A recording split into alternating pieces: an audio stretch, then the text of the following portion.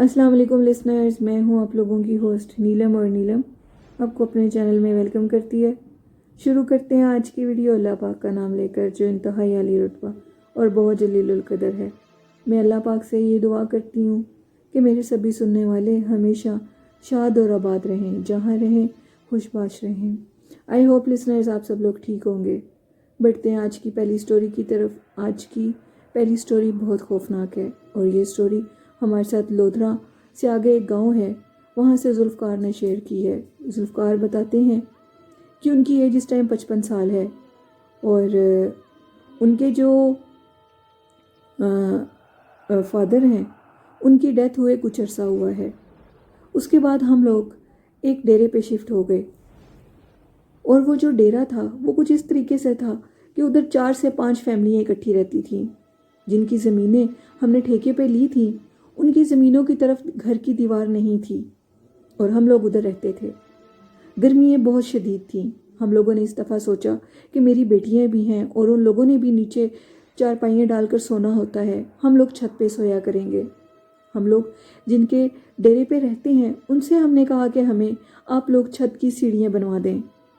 जुल्फ़कार कहते हैं कि इस टाइम मेरी उम्र 55 साल है। मेरे फादर यानी कि जुल्फ़कार के अब्बू शुरू से इनकी ज़मीनों पे काम करते थे और तब से मैं इस दरख्त को देख रहा हूँ जो कि बिल्कुल ऐन हम लोगों के सहन में है और उसकी जो शाखें हैं वो हम लोगों की छत पे भी जाती हैं।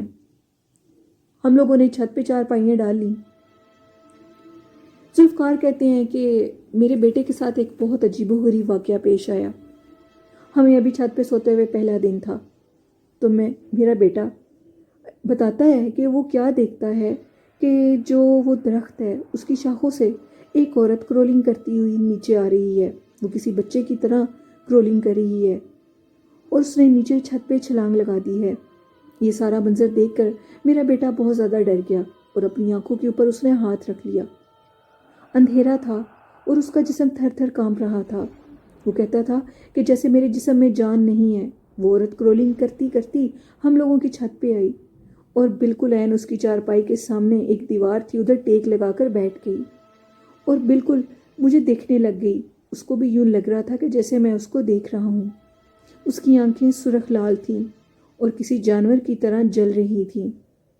मैं बहुत डर गया और मैं हैरान था कि इसको कैसे पता है कि मैं इसको देख रहा हूँ। रात का टाइम है। अचानक से वो औरत उठी और उसने उठ के मेरे बेटे के अंगूठे को छेड़ा तो मेरा बेटा बहुत ज़्यादा डर गया और ऊंचा ऊंचा चीखने लगा। जब वो ऊंचा चीखा तो जुल्फ़कार कहते हैं हम सब की आंख खुल गई। मैंने अपने बेटे से पूछा कि बेटा तुम्हें क्या हुआ है, जिस पे उसने कहा कि अब्बू इसी टाइम सब लोग नीचे चलें, हम लोग ऊपर नहीं सोएंगे। उसकी ज़िद करने पे हम सब लोग नीचे चले गए और उसने कहा कि हम लोग शहर में भी नहीं सोएंगे, हम लोग अंदर गर्मी में सो लेंगे लेकिन हम लोग बाहर नहीं सोएंगे। मेरे 3 बेटे हैं और 2 बेटियां हैं। जब हम लोग अंदर गए तो उसकी वालदा ने उससे पूछा कि बेटा तुम्हें क्या हुआ है, जिस पे मेरे बेटे ने कहा कि मेरे साथ इस तरह का एक वाक़या पेश आया है। हमने फ़ौरन उसकी बात पे यकीन कर लिया कि बच्चा इतना बड़ा झूठ नहीं बोल सकता। अगले दिन हम लोगों ने उसको बहुत समझाया और कहा कि तुम उस चीज़ को छोड़ दो, अब तुम अपनी चारपाई दरख्त वाली साइड पे मत डालना। जुल्फ़कार कहते हैं कि उस दिन मैंने छत पे चारपाई डाली और जो मैंने चारपाई थी वो दरख्त वाले साइड पे डाली तो मैं क्या देखता हूँ कि अचानक 2:30 से 3 बजे मेरी रात को आंख खुली है और वही औरत बच्चे की तरह रेंगती हुई छत से उस दरख्त से नीचे उतर रही है और उतर के बिल्कुल ऐन मेरी चारपाई के सामने आकर बैठ गई है। वो औरत नहायत बदसूरत थी, उसकी आंखें किसी जानवर की तरह जल रही थीं। अब वो औरत उठी और उठकर उसने मेरे पाँव को ज़ोर से खींचा। मैं बहुत ज़्यादा डर गया। मेरा जिस्म भी थर थर कांपने लगा और ऐसे लगता था कि जिस्म में दिल तो है ही नहीं। मैंने शोर तो नहीं डाला कि अगर मैं शोर डालूंगा तो मेरे बच्चे डर जाएंगे।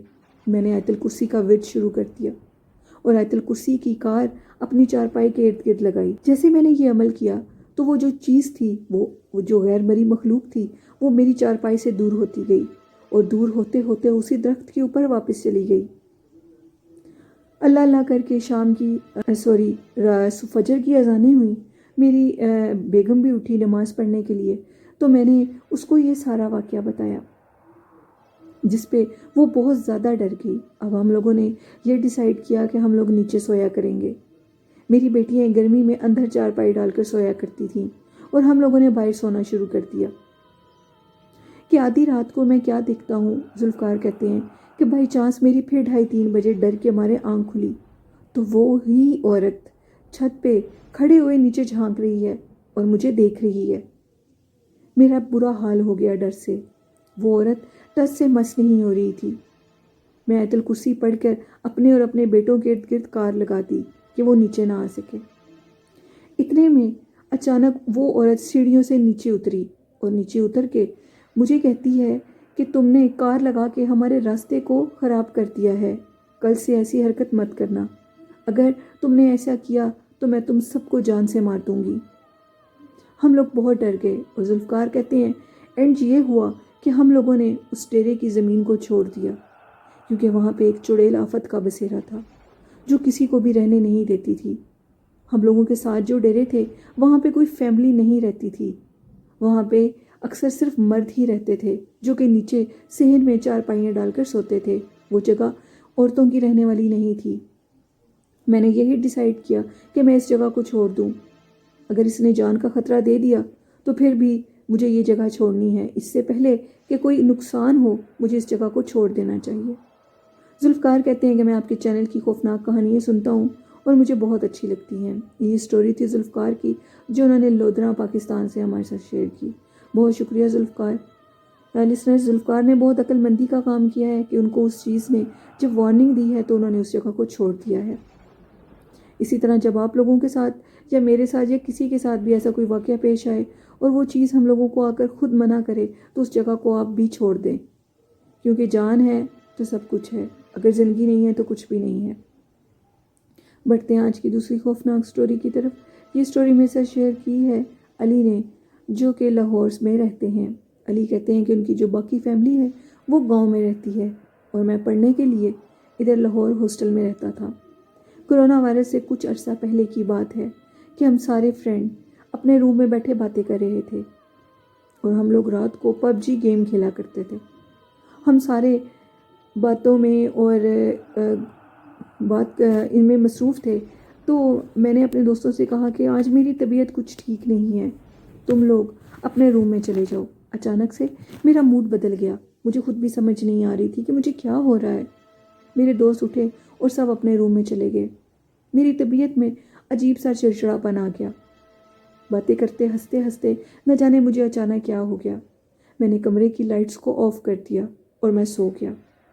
رات کو کسی پہر میری آنکھ کھلی تو میں کیا دیکھتا ہوں کہ بہت لمبی لمبی ٹانگیں اور ایک شخص جس کا دھڑ، جو کہ نیچے والا دھڑ تھا، وہ بہت لمبا تھا اور جو سر تھا وہ انتہائی چھوٹا سا تھا، اس کے درمیان میں پیٹ نہیں تھا، ٹانگوں کے اوپر ہی اس کا سر تھا۔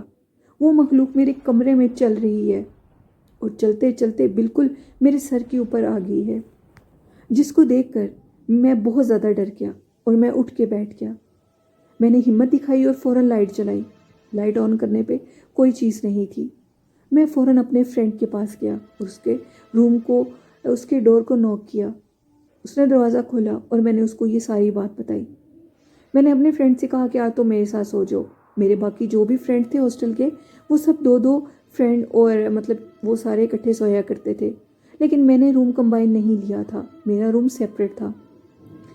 تو میرے دوست میرے ساتھ آ کر سو گیا، ہم دونوں دوست سو گئے۔ اس کے بعد ایسا کوئی واقعہ پیش نہیں آیا۔ اگلے دن میں نے اپنے دوست سے کہا کہ تم اپنے روم میں اب سو سکتے ہو، لیکن میرا موڈ اسی طرح خراب تھا۔ رات کو پھر سونے پہ مجھے دوبارہ وہ چیز نظر آئی اور اب میں بہت زیادہ ڈر گیا۔ میں نے اپنے گھر والوں کو کال کی اور میں نے ان سے کہا کہ میں واپس آ رہا ہوں۔ میں جیسے گھر گیا تو میرے ابو نے مجھے ایک ڈاکٹر کے پاس لے جانا بہتر سمجھا، جس پہ ڈاکٹر نے کہا کہ آپ کا بیٹا بالکل ٹھیک ہے، ویسے کوئی سٹریس لیا ہوگا تو شاید اس کو یہ سب چیزیں نظر آ رہی ہیں۔ میرے ابو کو بھی اطمینان نہیں ہوا تھا، تو میرے ابو نے سوچا کہ میں کسی پیر صاحب کے پاس تو میں لے کر جاتا ہوں۔ وہاں پہ ایک گدی نشین پیر صاحب تھے ہم لوگوں کے گاؤں میں۔ میرے ابو مجھے وہاں لے کر گئے، جس پہ انہوں نے بتایا، انہوں نے مجھے سارا چیک کیا اور چیک کرنے کے بعد بتایا کہ آپ کا بیٹا اسی دن किसी जगह पर गया है और वहाँ बैठ के इसने कोई चीज़ खाई है। वो जगह बहुत ज़्यादा असेब ज़दा थी। वहाँ से वो असेब, वो जिन इसके पीछे आ गया है और इसको तंग कर रहा है। मेरा जो मूड था वो ठीक हो ही नहीं रहा था। एक गुस्सा, एक चिड़चिड़ापन मेरे सर पे सवार था। कभी कभी मुझे इतना गुस्सा आता था कि मेरा दिल चाहता था कि मैं घर की सब चीज़ों को तोड़ दूँ। मैंने कहा कि मैं हॉस्टल में वापस नहीं जाऊँगा, मैं अब पढ़ूँगा नहीं, मेरा दिल नहीं चाहता।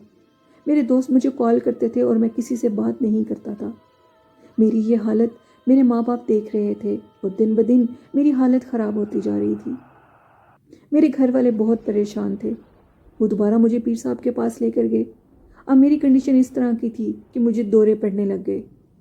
वो जो भी चीज़ थी वो बिल्कुल मेरे जिस्म पे हावी हो चुकी थी। मेरा दिमाग और मेरा जिस्म उसके कंट्रोल में था।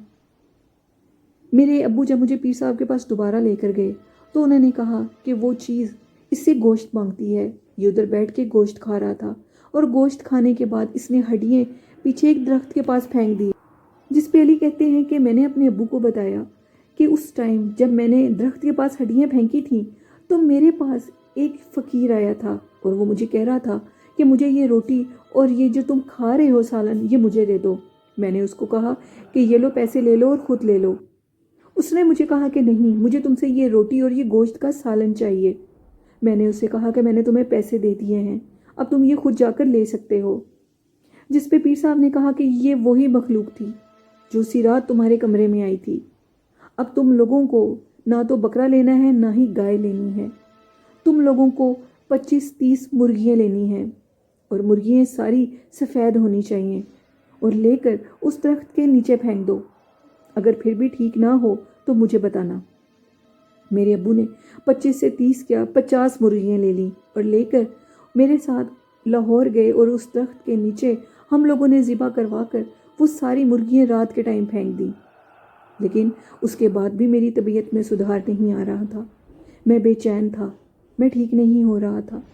मेरे अब्बू ने पीर साहब से रब्ता किया और बताया कि उसकी हालत फिर ख़राब हो रही है, इसका कोई हल बताएं। और मेरा जो सर दर्द था वो ख़त्म होने का नाम ही नहीं ले रहा था। तो उन पीर साहब ने कहा कि अब आपको कोयले की 2 बड़ी बड़ी बोरियां लेनी होंगी और उन बोरियों को इसके सर से 7 उल्टे और 7 सीधे चक्कर दें। और जिस टाइम आपने उन कोयलों का इसके सर से सदका देना है तो वो भी जगह लाहौर की होनी चाहिए जहाँ पे वो दरख्त है। मेरे अब्बू ने 2 से 3 कोयलों की बड़ी बोरियां लीं और उनका बड़ी मुश्किल से मेरे सर से सदका दिया। साथ हमारे एक नौकर भी था।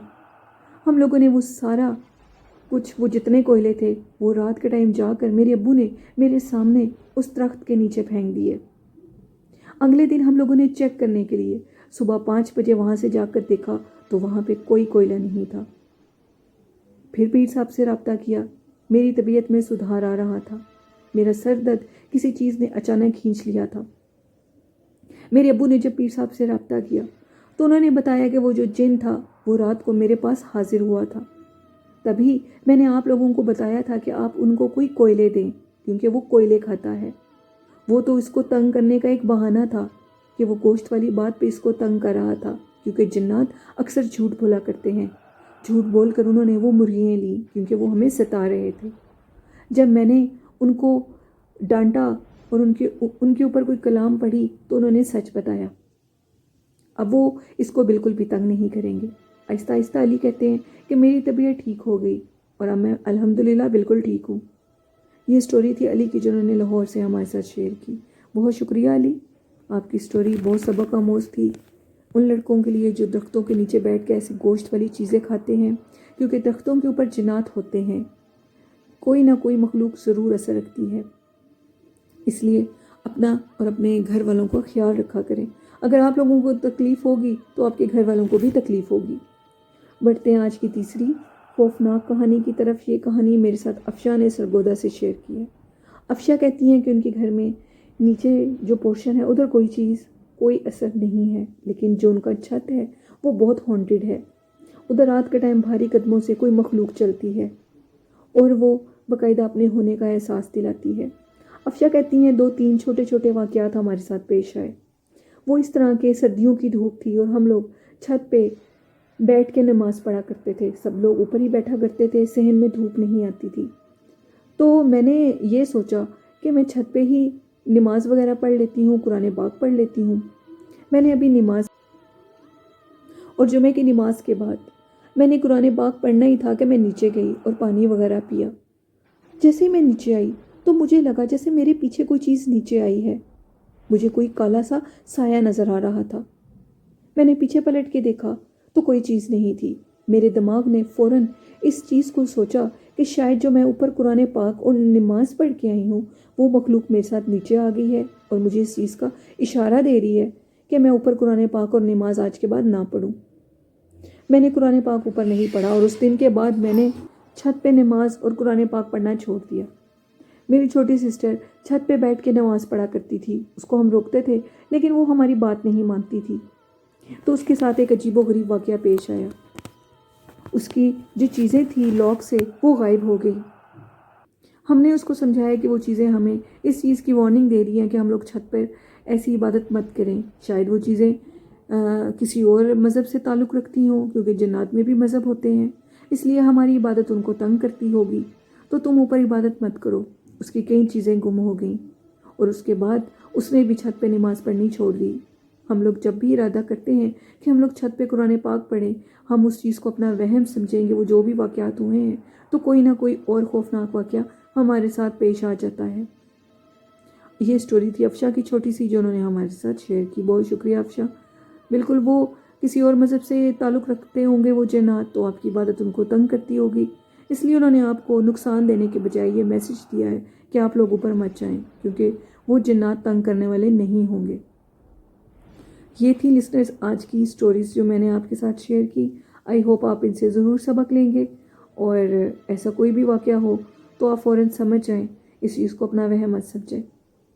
اور آج کا اچھا میسیج یہی ہے کہ اپنا اور اپنے والدین کو اور اپنے گھر والوں کا ڈھیر سارا خیال رکھیں اور غریبوں کی مدد کریں جتنا ہو سکتا ہے، اللہ کی راہ میں صدقہ خیرات کریں۔ یہی چیزیں ہماری قبر کو روشن کریں گی، کیونکہ فرمان الہی ہے جو انسان سب سے زیادہ صدقہ خیرات کرے گا اس کی قبر روشن ہوگی اور قبر کا خوف اس کے دل سے نکل جائے گا۔ تو جتنا ہو سکتا ہے صدقہ خیرات کریں، یہی ہمارے کام آئے گا۔ یہ تھی آج کی اچھی بات۔ آئی ہوپ آپ لوگ اس پہ ضرور عمل کریں گے، اور اللہ پاک آپ سب کو بھی خوش رکھے اور آپ سب کی جائز حاجات کو پورا کرے۔ آپ لوگ مجھے سپورٹ کریں ہیں، مجھے بہت اچھا لگ رہا ہے۔ زیادہ سے زیادہ میرے چینل کو سبسکرائب کریں اور میرے چینل کی سٹوریز کو شیئر کریں، اور آپ بھی اپنی سٹوریز میرے ساتھ شیئر کر سکتے ہیں ڈسکرپشن باکس میں، میری ای میل آئی ڈی پہ، اور کمنٹ باکس میں بھی۔ جو لوگ ہمارے ساتھ اپنی سٹوریز شیئر کرتے ہیں مجھے بہت اچھا لگتا ہے، اور جنہوں نے ابھی تک میرے ساتھ اپنی سٹوری شیئر نہیں کی تو لسنر آپ بھی اپنی سٹوری میرے ساتھ شیئر کریں، مجھے بہت اچھا لگے گا۔